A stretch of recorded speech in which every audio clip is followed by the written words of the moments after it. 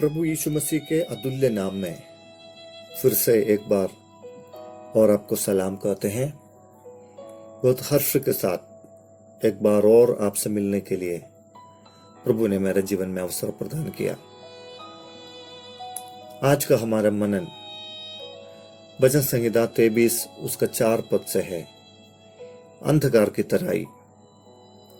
भजन संहिता 23 सबके लिए परिचित है।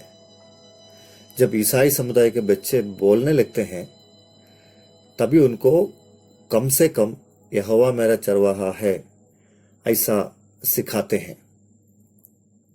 इस भजन का प्रत्येक पदांश हम सबको बड़ी आशा और आश्वासन देने वाला है। जीवन की एक हकीकत को आज आपके सामने रखना चाहता हूं। हमारे जीवन के हर कठिन रास्ते हमको अकेले काटना पड़ता है। जीवन के सबसे मुश्किल समय में हमको किसी का सहारा चाहिए होता है। आजकल हम सोशल मीडिया में बहुत सक्रिय रहते हैं और विश्व भर से दोस्तों को और उनके दोस्तों को जुटाने में हम लगे हैं। हमारे हर स्टेटस अपडेट के लिए हमें ढेर सारे लाइक्स और कमेंट्स मिलते हैं। लेकिन आप जब परेशानी में पड़ रहते हैं या कोई खतरे में है तो आपके दोस्त लोग एफबी में सैड इमोजी या फिर कुछ पोस्ट या कुछ लाइक करते हैं। आपकी मदद के लिए मौके पर एक भी दोस्त हाजिर नहीं रहता। कैसे दुनिया है हमारी। अपने जीवन के दुर्दशा में साथ निभाने के लिए कोई नहीं रहता।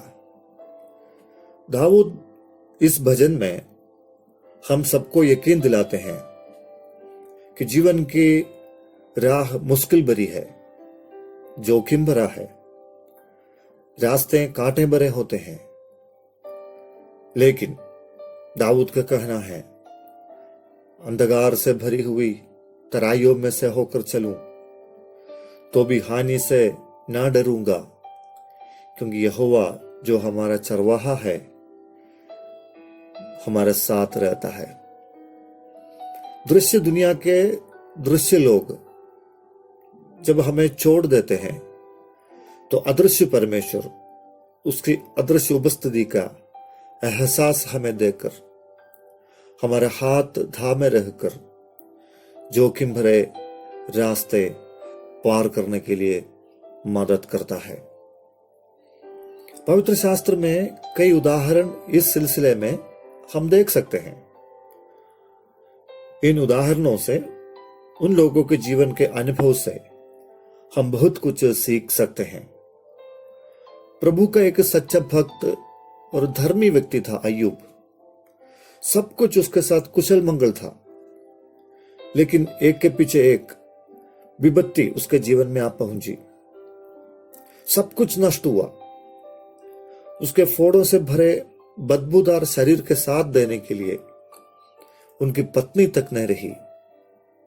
मैं समझता हूं वो दिन अय्यूब के जीवन में सबसे अंधेरा भरा दिन था। लेकिन आश्चर्य की बात यह है कि अय्यूब ने उसको पार किया।